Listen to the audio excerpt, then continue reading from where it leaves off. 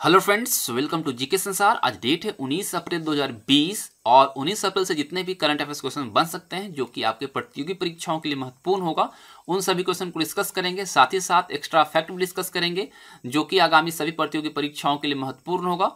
तो इस वीडियो को बिना स्किप के एंड देखिएगा। और जो लोग नए हैं, मैं बता दूं कि आप हमारे चैनल को सब्सक्राइब करने के साथ बेल आइकन को प्रेस कर लीजिएगा, क्योंकि डेली आपको 7 AM में करंट अफेयर सेशन दी जाती है जो कि सभी प्रतियोगी परीक्षाओं के लिए महत्वपूर्ण होता है।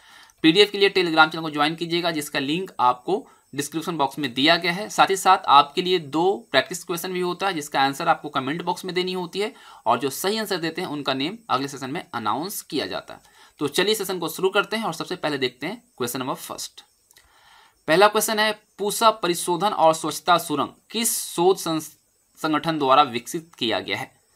तो फ्रेंड्स, से विकसित किया गया है ICAR के द्वारा। देखिए, ICAR इसकी पहली स्थापना जो हुई थी वो मुजफ्फरपुर बिहार में है। वहाँ पे पूसा जगह है, वहाँ पे इसकी स्थापना हुई थी। लेकिन बिहार में ऐसा था कि भूकंप आया था, उसके बाद इसको शिफ्ट किया गया दिल्ली, और तब से वहीं पर स्थापित हो गया और इसका नाम पड़ गया पूसा। ठीक है, पूसा से ही फेमस है। मैं आपको बता दूं कि आमतौर पर पूसा संस्थान के रूप में जाना जाता है, और ये पूसा परिशोधन और स्वच्छता सुरंग इसने विकसित किया है। किसने? Indian council of agriculture research. और इसमें क्या है कि साबुन और पानी के डिस्पेंसर का उपयोग करके हाथ धोने की व्यवस्था की गई है। देखिए, स्वच्छता सुरंग में क्या होता है, क्वाटरनरी अमोनियम कंपाउंड्स का उपयोग किया जाता है। अगर हम बात करते हैं Indian council of agriculture research के बारे में, तो इसकी स्थापना हुई थी 16 जुलाई 1929 को। प्रेसिडेंट जो इसको होते हैं कृषि मंत्री होते हैं, और इस लिहाज से हमारे देश के नरेंद्र सिंह तोमर जो अभी कृषि मंत्री हैं वह इसके प्रेसिडेंट हैं। डायरेक्टर की बात करें निदेशक की, तो त्रिलोचन महापात्रा इसके डायरेक्टर हैं, और कहां पर स्थित है? न्यू दिल्ली में। ठीक है, क्लियर। और देखिए, कल हमने आपसे पूछा था 2 प्रश्न। पहला प्रश्न पूछा था कि यूनेस्को का मुख्यालय कहां है, स्थापना कब हुआ था, और अध्यक्ष कौन है? तो इसका सही आंसर होगा मुख्यालय पेरिस, फ्रांस, स्थापना 4 नवंबर 1946 को, अध्यक्ष है आड्रे अजोले। और दूसरा क्वेश्चन हमने जो आपसे पूछा था, सिक्किम के राज्यपाल कौन है और सिक्किम की स्थापना कब हुई थी? तो राज्यपाल सभी ने सही बताया है, लेकिन स्थापना में लोग कंफ्यूज हो गए हैं और गलत जवाब दिया है। देखिए, मैं आपको बता दूं कि सिक्किम के राज्यपाल वर्तमान में जो है गंगा प्रसाद हैं, और इसकी स्थापना जो हुई थी 16 मई 1975 को हुई थी, और आप लोगों ने 10 अप्रैल बताया है। मैं आपको बता दूं कि 23 अप्रैल को, ठीक है, 23 अप्रैल 1975 को सिक्किम को भारत का 22वां राज्य बनाने के लिए संविधान संशोधन विधेयक लोकसभा में लाया गया, और इसको उसी दिन यानी 23 अप्रैल को ही पास किया गया 299/11 के वोट से।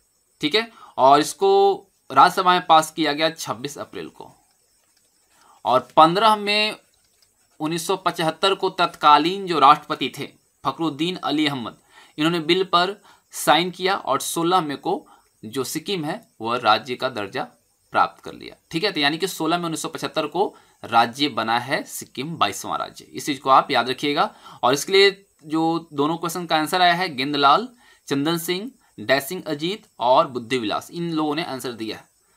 तो आज भी 2 क्वेश्चन आपके सभी के लिए होगा, तो आप सब सेशन को एंड तक देखिए। चलिए दूसरा क्वेश्चन देखते हैं। दूसरा क्वेश्चन है कि विश्व विरासत दिवस कब मनाया जाता है? तो फ्रेंड्स, से मनाया जाता है 18 अप्रैल को। देखिए, 2020 का जो विश्व विरासत दिवस रहा, इसका थीम था साझा संस्कृति, साझा विरासत और साझा जिम्मेदारी। उद्देश्य क्या है? तो लोगों का ध्यान जो है विश्व विरासत स्थलों की ओर आकर्षित करना है, और उनके प्रति जागरूकता फैलाना है। साथ ही साथ उनकी सुरक्षा व संरक्षण करने के बारे में लोगों को जागरूक करना है। नवंबर 1983 में यूनेस्को ने अपने 22वें सत्र के सम्मेलन में प्रत्येक 18 अप्रैल को इस दिवस के रूप में मनाने की घोषणा की थी। आपको मैं बता दूं कि ICOMOS ये जो संगठन है, इसकी यह स्थापना जो हुई थी वेनिस चार्टर के उल्लेखित सिद्धांतों के आधार पर किया गया था, जिसके अंतर्गत स्मारक और स्थलों के संरक्षण और पुनर्स्थापन के लिए वर्ष 1964 के अंतर्राष्ट्रीय चार्टर के रूप में जाना जाता है। और इसी की अनुशंसा और इसी के बैठक के बाद 1983 में यूनेस्को ने 22वें सत्र के सम्मेलन में 18 अप्रैल को इस दिवस के रूप में मनाने की घोषणा की थी। अगर हम अपने देश की परिप्रेक्ष्य में बात करें, तो वर्तमान में हमारे देश में कुल 38 स्थल यूनेस्को की विश्व धरोहर सूची में शामिल हैं, जिसमें 30 जो हैं सांस्कृतिक श्रेणी के हैं, 7 प्राकृतिक श्रेणी के हैं और एक जो है मिश्रित श्रेणी के अंतर्गत आते हैं। ठीक है, चलिए अगला प्रश्न देखते हैं। अगला प्रश्न है किसान का अपना वाहन किस मोबाइल ऐप का टैगलाइन है?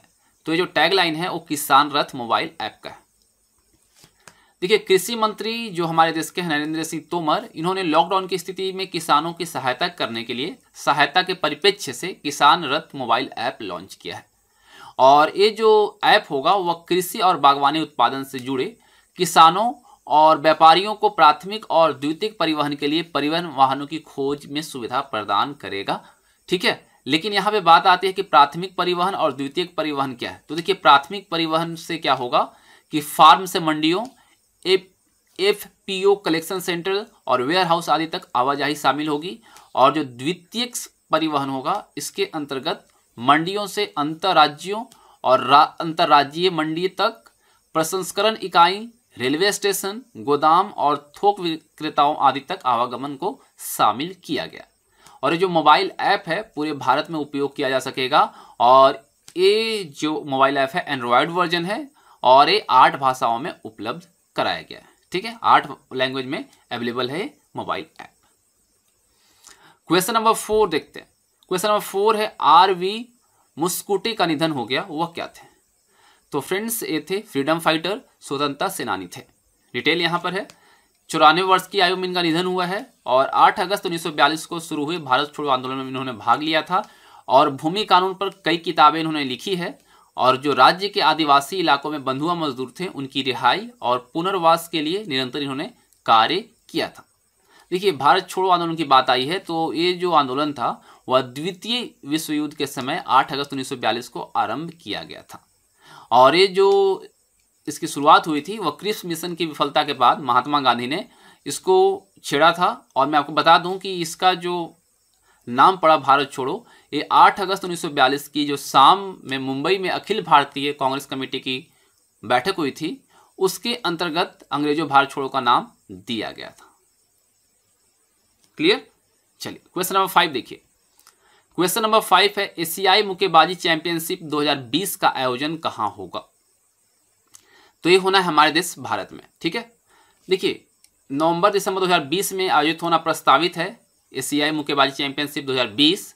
और कोरोना वायरस की समाप्ति के पश्चात ही जो एशियाई मुक्केबाजी परिसंघ है यानी एशियन बॉक्सिंग कॉन्फेडरेशन जो है इसके संबंध में औपचारिक रूप से घोषणा करेगा। ठीक है, क्योंकि अभी कहा नहीं जा सकता क्योंकि अभी जितने भी वर्ल्ड लेवल के प्रतिस्पर्धा थे सभी को स्थगित कर दिया गया है कोविड-19 को लेकर।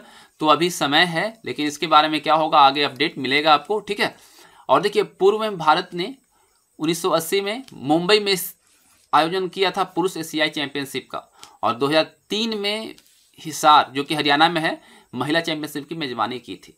तो पहले क्या था कि इंडिविजुअल होता था, अलग अलग होते थे। ठीक है, महिला अलग पुरुष अलग। लेकिन 2019 से जो है पुरुष और महिला चैंपियनशिप का आयोजन जो है एक साथ किया जा रहा है, संयुक्त रूप से किया जा रहा है। और इंडियन बॉक्सिंग फेडरेशन जो कि BFI हम शॉर्ट में जानते हैं, देश में क्या करता है ओलंपिक मुक्केबाजी के लिए एक राष्ट्रीय शासकीय निकाय के तौर पर कार्य करता है और इसका मुख्यालय जो है नई दिल्ली में स्थित है। क्लियर? चलिए क्वेश्चन नंबर 6 देखिए। सांपों की एक नई प्रजाति त्रिमेरोसुरस सालाजार जो कि सरीसृप की 5वीं प्रजाति है कहां पर मिला है? तो फ्रेंड्स से मिला है आपका अरुणाचल प्रदेश में। डिटेल देख लेते हैं। देखिए ग्रीन पीट वाइपर त्रिमेरोसुरस सालाजार ट्राइमेरासुरस लेस्पडे वर्ग से संबंधित है जिसमें जहरीली नागों के साथ साथ पारिस्थितिकी रूप से विविध प्रजातियां सम्मिलित होती हैं। पीट वाइपर जो होता है वो अत्यधिक विषैला सांप होता है जिन्हें आंखों व नासिका के बीच हीट सेंसिंग पीट अंगों के द्वारा पहचान किया जाता है। अरुणाचल प्रदेश में पाई जाने वाली जो ग्रीन पीट वाइपर है इसकी नई प्रजाति का उल्लेख हॉलीवुड की जो मूवी है हैरी पॉटर उसमें आपको देखने को मिलता है, उसकी वहां पर उल्लेख किया गया। अगर इसका वैज्ञानिक नाम की हम बात करें त्रिमेरोसुरस सालाजार तो ये सालाजार अस्लेतरीन के नाम से प्रेरित है जो कि JK रॉलिंग की काल्पनिक Hogwarts school of witchcraft and wizardry के सह संस्थापक थे।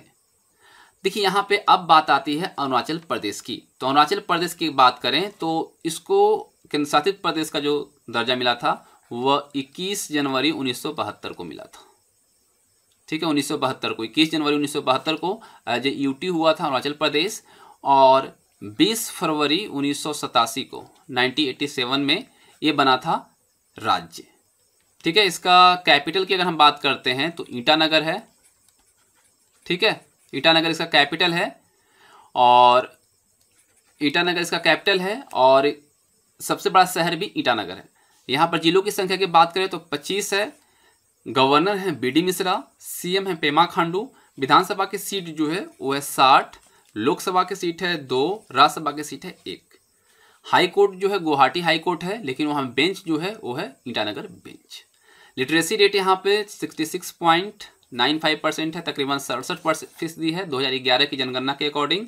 नामदफा नेशनल पार्क जो कि ईटानगर में है, मौलिंग नेशनल पार्क, इन सब चीज़ों को याद रखिएगा, ये सभी जो हैं अरुणाचल प्रदेश में है। और मैं आपको बता दूं कि जो आप सांप की बात कर रहे हैं यही वो सांप है।